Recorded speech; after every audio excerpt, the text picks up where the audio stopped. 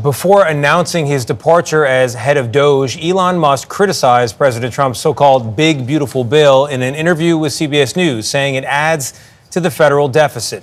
Musk's agenda was to cut spending, but he's faced outrage from critics over how he's done it. Nancy Cordes is at the White House for us once again. Always find her there. Nancy, good morning. Good morning to you, Tony. Yes, Musk has certainly left his mark here. CBS News has learned that his final day at the White House will be Friday. Tomorrow, he has already begun working on the offboarding process. And what Musk accomplished over his brief 4 months here was deep cuts to the government. Some Democrats would call them arbitrary, that led to the loss of tens of thousands of jobs. This is the chainsaw for bureaucracy. The outspoken Elon Musk bid an understated farewell last night in a brief online post on his social media site X. As my scheduled time as a special government employee comes to an end, he wrote, I would like to thank President Trump for the opportunity to reduce wasteful spending. The people voted for major government reform, and that's what people are going to get. As the driving force behind DOGE, Musk spearheaded seismic cuts at the Department of Education and the IRS and all but eliminated USAID. Across government, more than 200,000 federal workers were laid off. If we don't do this, America will go bankrupt. Before departing, Musk warned in a new interview with CBS News that the massive Republican tax cut bill will add to the deficit and undermine DOGE's work. I think a bill can be big or it can be beautiful, but I don't know if it can be both. My personal opinion. Today is Elon Musk's last day with the Trump administration. The Tesla CEO not bowing out quietly, though. He's taking interviews, holding this press conference with the president today. What is he saying? Yeah, and the White House is calling this a press conference, but it is important to note that as of now, this event is just open to the pool. So we won't expect to see all reporters here at the White House in that room unless the event changes. But a senior administration official tells CBS News that Musk is leaving on good terms, that he and the president are still, good friends, and that he suggesting that he could serve as an unofficial advisor. But as you alluded to, he's becoming increasingly candid, especially in this new interview with CBS Sunday Morning, where he talks about some of his disagreements with the administration. Take a listen. It's not like I agree with everything the administration does. So it's like I agree with much of what the administration does, but we have differences of opinion. There are things that I don't entirely agree with. But it's difficult for me to bring that up in an interview because then it creates a bone of contention. So then I'm a little stuck in a bind where I'm like, well, I don't want to, speak out against the administration, but I don't want to. I also don't want to take responsibility for everything the administration is doing. And President Trump, in a social media post, notes that, this will be his last day, but saying not really, because he will always be with us, helping us all the way. Of course, his special government employee designation has to come to an end by the rules. He can only serve 130 days in a calendar year, Errol. All right, Natalie Brand, thank you very much. President Trump held an Oval Office event for Elon Musk at the White House today. The president tapped the world's richest man to head up his newly created Department of Government Efficiency to slash federal spending. Musk was contracted to work with the administration for 130 days, is set to leave the White House today. His departure follows an exclusive interview with CBS News where Musk said he doesn't agree with all the president's decisions. Despite that, President Trump praised Musk's efforts during his tenure. Today it's about a man named Elon, and he's one of the greatest business leaders and innovators the world has ever produced. He stepped forward to put his very great talents into the service of our nation, and we appreciate it. And I just want to say that Elon has worked tirelessly helping lead the most sweeping and consequential government reform program in generations. And the kinds of things that he's found and his people have found. He's brought a group of very smart people in, and they found things that are pretty unbelievable. CBS News senior White House correspondent Weijia Jiang joins us now for more on this. Weijia, you were inside the room there. What is your read on how involved Elon Musk is going to be in the administration moving forward? I was not inside the room, Lindsay. Okay. Just the press pool was inside the room and some other invited media guests. But today, the pooler for our broadcast networks was Fox News, which is why its correspondent Peter Ducey was inside the room. But I certainly did watch the entire episode.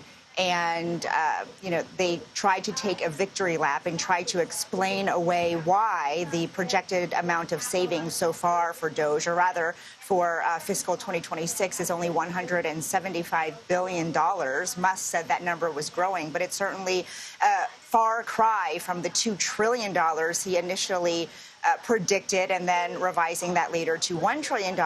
But the president and Musk said that they would continue to find savings and that number would continue to grow every day, which is why they can't just, end it on their current figure, which is just a tiny fraction, of course, of what Musk had initially been promising. And so as we've been reporting, these two just confirmed, physically together in the room that they will maintain their relationship, that Musk will continue to be a presence, although we don't know to what extent, to President Trump, and that he will continue to advise on matters of DOGE. Of course, the White House insists the department is not going anywhere, even though Musk and several other top DOGE officials are leaving. I want to ask you about something that Musk was asked about but did not want to entertain any questions on today, and that is New York Times reporting that he used copious amounts of drugs, including ketamine and ecstasy, during his time working with the administration. What more can you tell us about that exchange in the Oval Office? To clarify, this is solely based on a New York Times report, and the New York Times explicitly said they are not sure whether the drug use continued once Musk became part of the administration and once he started taking over DOGE. They are reporting that during the campaign, Musk used illegal drugs, including ketamine and psychedelic mushrooms and Adderall, and that it went, quote, well beyond occasional use. The New York Times reporting he told people he was taking so much ketamine, a powerful anesthetic, that it was affecting his bladder. But again, the Times goes on to say it is unclear whether Mr. Musk was taking drugs when he became a fixture at the White House this year.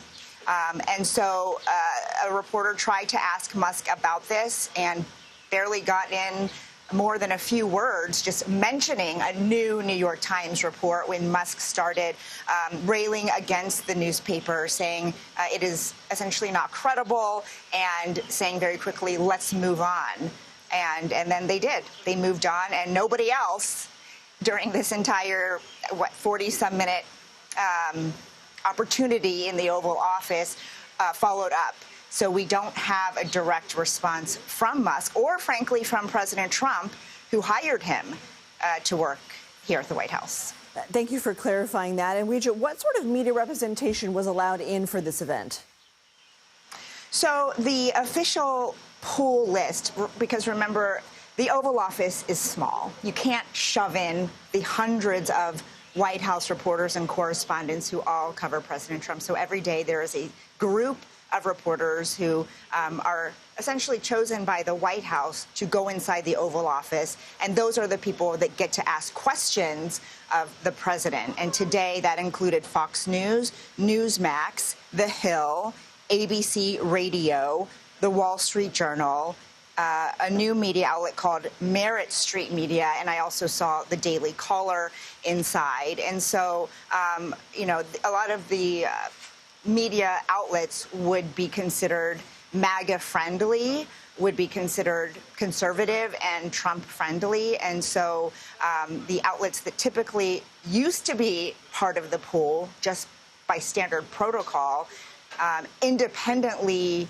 assigned by the White House Correspondents Association, included all the wires, for example, Reuters and the AP, and Bloomberg. And so there's been a massive shift on who is allowed to go inside every day and ask questions. And again, it is now the White House that is dictating what journalists are in the room getting to ask the president questions. All right, Weijia Jiang, thank you. We begin, though, in Washington. That's where the clock is ticking to pass President Trump's budget bill through Congress before the self-imposed deadline of July 4th.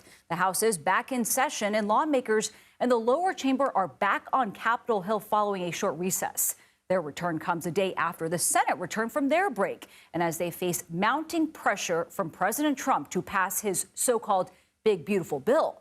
But longtime Trump ally Elon Musk once again broke away from the president, posting some thoughts on his social media platform X, saying, quote, "I'm sorry, but I just can't stand it anymore. This massive, outrageous, pork-filled congressional spending bill is a disgusting abomination. Shame on those who voted for it. You know you did wrong. You know it." For more on this, let's bring in CBS News congressional correspondent Nicole Killian. Nicole, Senate Majority Leader Thune met with President Trump yesterday at the White House. How closely is the Senate leadership working with the president to get this bill passed?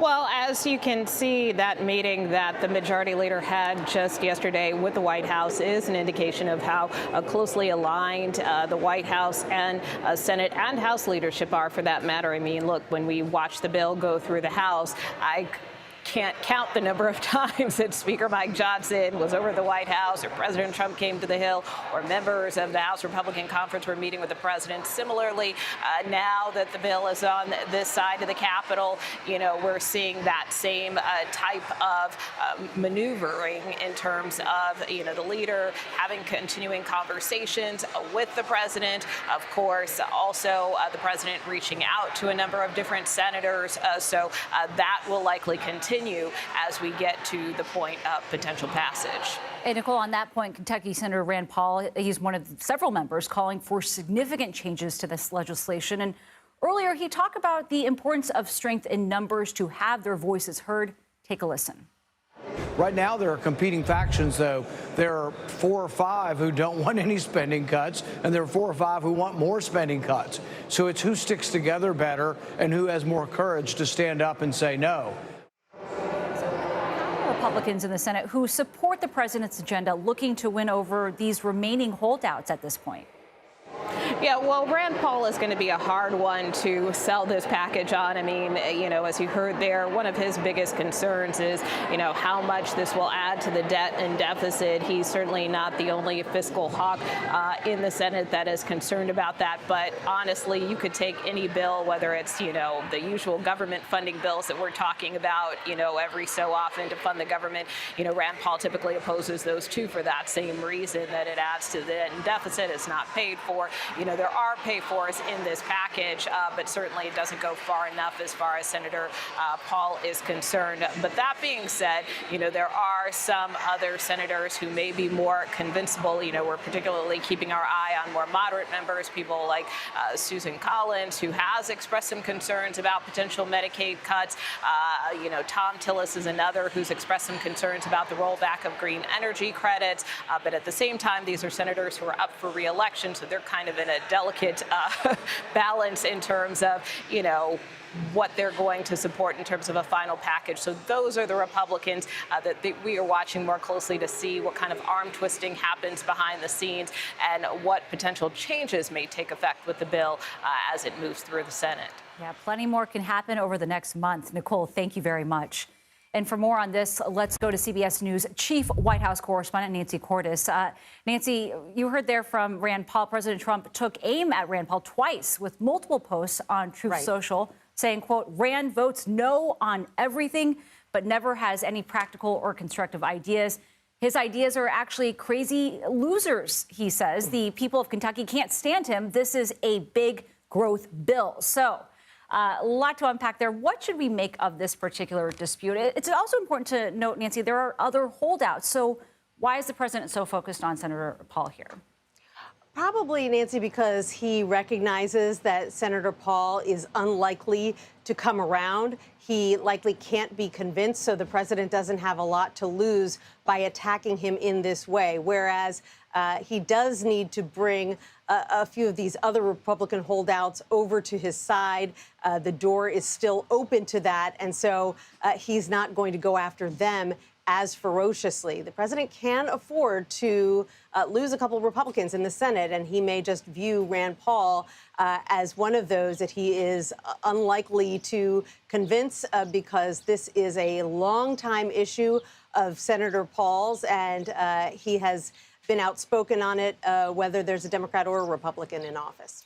And Nancy, we just saw Elon Musk post about Trump's budget bill. He did not mince words there. Has there been any word from the White House about these comments? Yeah, he called the big, beautiful bill an abomination filled with pork. And the White House press secretary, Caroline Leavitt, who was actually doing her briefing when Elon Musk posted that, she was asked about it, and she basically shrugged it off. She said the president is already aware of how Elon Musk feels, but that this does not change the support that the White House has for, as they're calling it, the big, beautiful bill. But it is notable, Nancy. I mean, this is the man, Elon Musk, that the president handpicked to spearhead efforts to cut government spending for him in the first 4 months of this president's term. So the fact that that person is now voicing his very, very strong opposition to the bill is notable. Absolutely. Nancy Cordes, thank you very much. Lawmakers are weighing in on Elon Musk's comments after he called the GOP's budget bill a disgusting abomination. Majority Leader Senator John Thune from South Dakota doubled down on the bill, saying he respects Elon's work in the government, but they have a, quote, difference of opinion. And the question remains, what becomes of Musk's relationship with the president now that he's publicly criticizing a commander-in-chief known for clashing with people holding a difference of opinion? Well, the White House press secretary told reporters Mr. Trump is unbothered. Look, the president already knows where Elon Musk stood on this bill. It doesn't change the president's opinion. This is one big, beautiful bill, and he's sticking to it. CBS News senior White House and political correspondent Ed O'Keefe joins us from the White House with more on this. Good morning to you, Ed. I don't know how much congressional Republicans even listen to Musk anyway, but does this kind of gum up the works in passing their bill? And what might this mean for the Trump-Musk, what is it, bromance they used to have? Well, look, lawmakers do listen or do care what he has to say because he donated so much money to the Republican cause last year. And they'd sure like him to again next year when the midterm elections are underway and when there's several key governor's races across the country. This could potentially put a wrinkle in the relationship. We haven't seen the president publicly the last 2 days, but we are expecting to see him once or twice a day. And undoubtedly, he's going to get asked about what Elon Musk had to say on Twitter, calling it that outrageous pork-filled congressional disgusting abomination. Remember, this picks up on comments he made first to CBS Sunday Morning last week, where he signaled that he had issues with this bill because he doesn't believe it does enough to cut spending. There are also concerns for Musk personally and for his businesses because, for example, the bill would end the electric vehicle tax credit that was designed to encourage people to buy Teslas or Rivians or other electric vehicles. And so there's a potential dent there. He's also believed to be a bit upset that his colleague, who was tapped to be the NASA administrator, had his nomination pulled over the weekend because the president and the White House are concerned that he was a little too generous back in the day to Democrats, that nominee was. So we'll see how this continues to play out. We know that the speaker spoke with Musk yesterday to try to explain details of the bill and try to get him to back off. Leader Thune also concerned about that, expected to be over here at the White House again with senators today as they continue to working through the bill in hopes of getting a final version to the president by July 4th. Could be tricky to do that since it's such a big bill and one that requires near unanimous Republican support. Yeah, and we'll see what Trump says, if anything, on this latest twist. Ed, thank you very much. Take care. As the Senate forges ahead on President Trump's big, beautiful bill, Elon Musk ramps up his criticism, calling to, quote, kill the bill. Musk says a new spending bill should be drafted that doesn't massively grow the deficit and increase the debt ceiling. Speaker Mike Johnson says we simply don't have time to start over. So let's bring in CBS News White House reporter Aaron Navarro to walk us through what we're hearing from Elon Musk and also the reaction now from the White House. Elon Musk looked to put political pressure yesterday and today in criticizing this budget bill that's been a priority of President Trump's. Elon Musk put on his website X, quote, call your senator, call your congressman, bankrupting America is not okay, kill the bill, end quote. And this only adds more political fire to those Republican detractors in the Senate who say that the president's, quote, one big beautiful budget bill increases spending too much, which the White House is trying to tamp down. They can only lose 3 senators in this vote. And you're going to see members of the Senate Finance Committee visit the White House today as they're looking to convince them to essentially get their chamber in order and back this bill that the president has put a lot of political capital behind. Aaron, also today, President Trump says he talked on the phone with Russian President Putin for over an hour. What came out of that call? Yeah, some of the top lines were that President Trump said that Putin said, quote, very strongly that Russia would have to respond to those drone attacks from Ukraine over the weekend, where they essentially smuggled in drones through semi-trucks that impacted and damaged Russian aircrafts and bombers. Trump added about his call with Putin, quote, it was a good conversation, but not a conversation that will lead to immediate peace. Now, this post also comes days after there were talks between Russian and Ukrainian officials in Istanbul, though those did not result in much beyond an initial agreement to exchange prisoners. And just a couple of minutes ago, we heard from Ukrainian President Zelensky, who said in response, referencing this announcement from President Trump, quote, many have spoken with Russia at various levels, but none of these talks have brought a reliable peace. All right, Aaron Navarro. Aaron, thank you. To Capitol Hill now, and the battle over the president's so-called big, beautiful budget bill. The rhetoric between Trump and Elon Musk, well, it is heating up over Musk's slamming of the bill. Here's the president from just a short time ago. Look, Elon and I had a great relationship. I don't know if we're well anymore. I was surprised because you were here. Everybody in this room practically was here as we had a wonderful send-off. He said wonderful things about me. You couldn't have nicer. Said the best things. He's worn the hat. Trump was right about everything. In a string of social media responses, Musk said that he was never shown the bill and that it was, quote, passed in the dead of night so far that almost no one in Congress could even read it. He also posted, without me, Trump would have lost the election. Dems would control the House and the Republicans would be 51 to 49 in the Senate. But he didn't end there. He said moments later, he posted, quote, such ingratitude.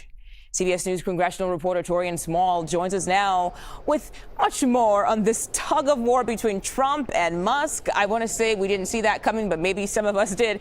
Why are Republicans so concerned about what Musk thinks about the bill? Well, Mugo, as you know, and as Musk pointed out there, he was a big part of Donald Trump's re-election campaign, had the pulse to the MAGA movement for quite a bit, and he was a part of the administration, serving as the de facto leader of DOGE, the Department of Government Efficiency. The reason why he is coming out so forceful is because he believes that this bill would be antithetical to the point of his being a part of the government in the first place, which was to get rid of costs, high costs, waste, fraud, and abuse, as he calls it. But this bill, as we've mentioned before quite a bit, would add several $1 trillion to the federal deficit. A CBO report also, analysis, I should say, also reported that this could cost several $1 trillion in revenue to the United States. This is one bill, though, that would also make permanent Donald Trump's 2017 tax cuts, which has been probably the pillar of Donald Trump's 2024 presidential election, which is why we're seeing the president so gung-ho on getting this through, and which is why we're seeing Republican leadership endorsing the president over Musk on this one. And something else here to note, Torian, is the Congressional Budget Office also found nearly 8 million people will lose their health insurance through Medicaid because of the bill's cuts. So how is that sitting with senators?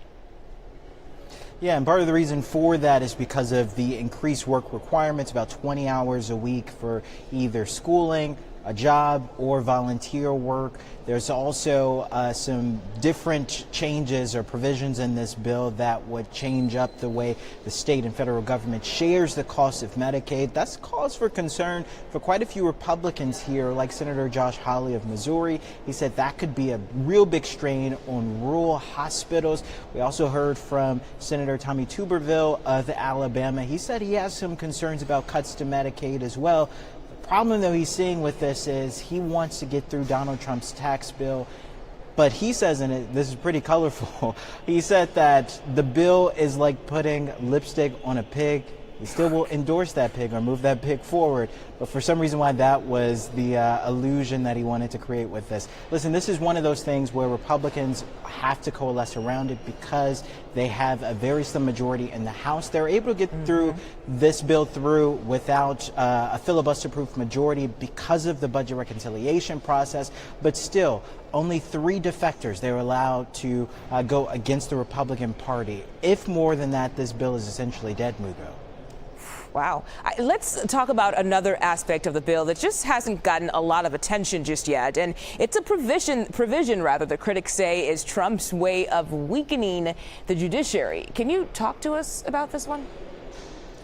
Yeah, so in this bill, there's also a provision that would essentially bar courts, federal, broader than that, from holding in contempt any injunctions taken against the administration. This is seemingly a response from Republicans to the many injunctions against Donald Trump's executive orders. Many courts saying that he either doesn't have the unilateral power to do some of the actions that he's taking, or they're unconstitutional. This is also potentially another bid to shore up the process, as many of this litigation is working its way up to the Supreme Court. But Republicans are saying, and have been saying for a while now, that these courts are run by activist judges. They're looking to get ahead of that now. Democrats are obviously saying that's false, and they're looking to give more power, even more power, to the president than he already has. All right, we'll see what happens. Torian Small, thank you so much for your time today. Appreciate it. Just a week after President Trump gave Elon Musk a gold key to the White House, their relationship is on the rocks. Elon Musk fired off a series of social media posts slamming Trump. Now, 2 of those posts read, quote, "Without me, Trump would have lost the election. Dems would control the House, and the Republicans would be 51-49 in the Senate. Such ingratitude." Trump then shot back at Elon on Truth Social, writing, quote, "Elon was wearing thin. I asked him to leave. I took away his EV mandate that forced everyone to buy electric cars that nobody else wanted, that he knew for months I was going to do, and he just went crazy." And then Elon Musk said, quote, "It's time to drop the really big bomb. Donald Trump is in the Epstein files. That is the real reason they have not been made public. Have a nice day, DJT." All right, let's bring in CBS News White House reporter Aaron Navarro with more on this. Aaron, is the bromance over? I think the clear answer is yes. And you could see kind of the signs of it earlier this week, where you saw Elon Musk criticize this budget bill that President Trump has put a lot of political capital behind, saying that it would undermine the work of DOGE. He said that in an interview with CBS Sunday Morning more than a week ago now. Said it would add to the national deficit, which he had been trying to bring down through the work of the Department of Government Efficiency, known as DOGE. And in that meeting that was supposed to be focused on President Trump and the German Chancellor coming to the White House, President Trump responded, said he was disappointed with Elon's read of the bill, disappointed in his criticism, as you mentioned, noted how Elon may be upset with some of the electric vehicle tax credits that House Republicans took out, and said that he, quote, had a great relationship with Elon Musk. Take a listen to more of what President Trump said in that Oval Office meeting. Look, Elon and I had a great relationship. I don't know if it went well anymore. I was surprised because you were here. Everybody in this room practically was here as we had a wonderful send-off. He said wonderful things about me. You couldn't have nicer. Said the best things. He's worn the hat. Trump was right about everything.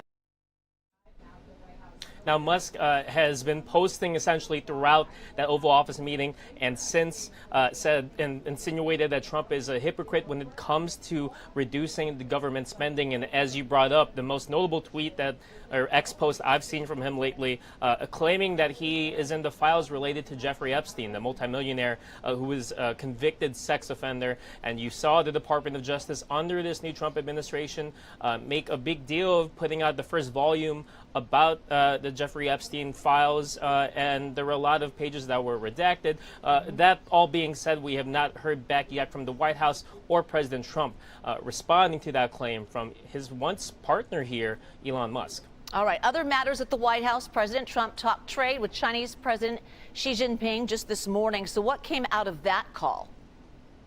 Yeah, that was the big news that started the day. This was something that the White House had been previewing would happen for a couple days now.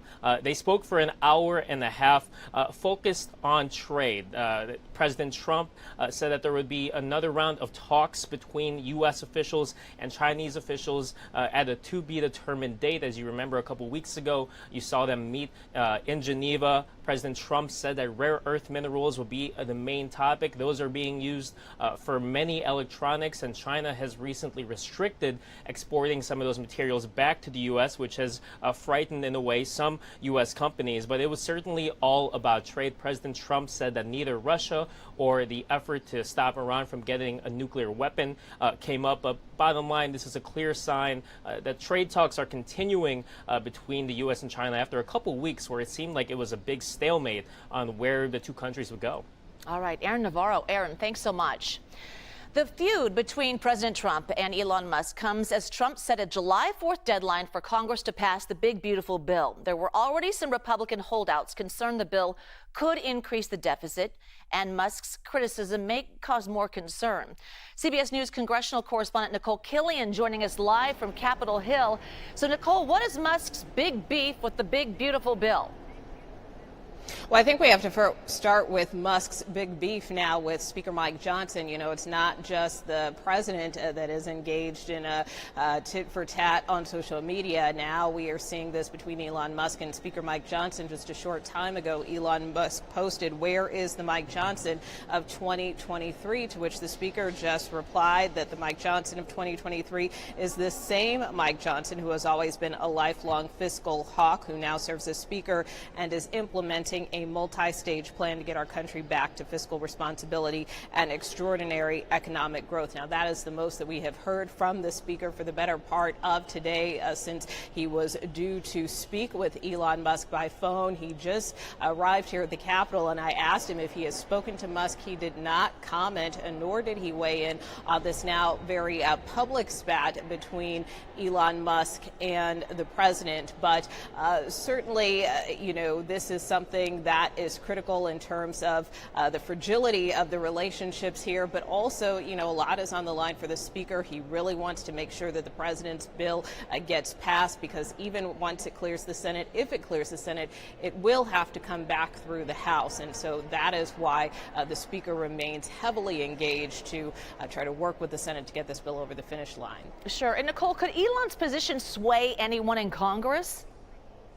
Well, I think that's in part what the speaker remains concerned about. I mean, he's kind of fighting on multiple fronts here, because obviously, you know, the package that was crafted in the House was very carefully negotiated between various factions of the speaker's Republican conference. And then now that it's moved over here in the Senate, you have a number of Senate Republicans who want to make a number of changes to the package, whether that is potentially rolling back this cap on state and local tax deductions, which was a very carefully negotiated part of this package, whether that is making more adjustments to this issue of clean energy, because some Republicans have concerns about rolling those back too much. So, you know, whatever changes the Senate makes still has to pass muster in the House. And so that is what the speaker remains concerned about.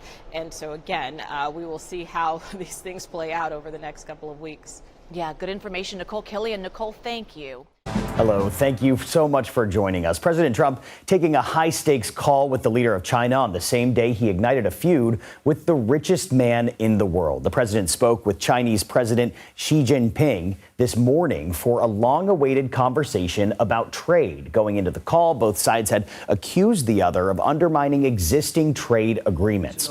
President Trump was asked about the call while meeting with the German chancellor in the Oval Office. We had a very good conversation with President Xi a little while ago. I think we're in very good shape with China and the trade deal. We have a deal with China, as you know, but we were straightening out some of the points. Now, while the president sounded positive on his call with Xi Jinping, a new feud has erupted between him and Elon Musk, who was a special government employee just last week. Musk has been critical of President Trump's budget bill, calling it a, quote, abomination. The president was asked about their relationship earlier today. Look, Elon and I had a great relationship. I don't know if we're well anymore, but I'm very disappointed because Elon knew the inner workings of this bill better than almost anybody sitting here, better than you people. He knew everything about it. He had no problem with it. All of a sudden, he had a problem. Musk fired off a flurry of responses on X, including this, quote, "Without me, Trump would have lost the election." President Trump fired back on Truth Social saying, quote, "Elon was wearing thin. I asked him to leave." He added that Musk, quote, "just went crazy over the proposed removal of electric vehicle tax credits." Musk said that was a lie. We have CBS News team coverage on this. White House reporter Aaron Navarro is at our Washington bureau, and congressional correspondent Nicole Killian is on Capitol Hill. Aaron, I want to start with you. We have a lot to unpack. Tell us more about this very public feud between President Trump and Musk. How did the relationship deteriorate? Yeah, this all started with Elon Musk making a policy disagreement over that budget bill, over what he thought would be too much spending that would be added by the federal government. And then after President Trump voiced that he was disappointed with Elon Musk, said that he maybe was hurt over the electric vehicle tax credits being taken out, Musk expanded his comments about President Trump. He insinuated that President Trump is implicated somehow in the files about Jeffrey Epstein, the multimillionaire who was a convicted sex offender. Elon Musk said that President Trump's tariff plans, which he has criticized before, could cause another recession in the second half of this year. And we're already seeing the impact of this for Elon Musk. You saw Tesla stock drop about 14%, worth about $150 billion. The threat to his businesses from President Trump, who said he might terminate federal contracts with Elon Musk's companies. We know that there are at least $19.7 billion worth of contracts with his SpaceX company alone. So there's no real clear path on how this feud that Musk has definitely poured gasoline on throughout the day could actually help him down the line. Yeah, this feud certainly going to send some ripple effects across Washington.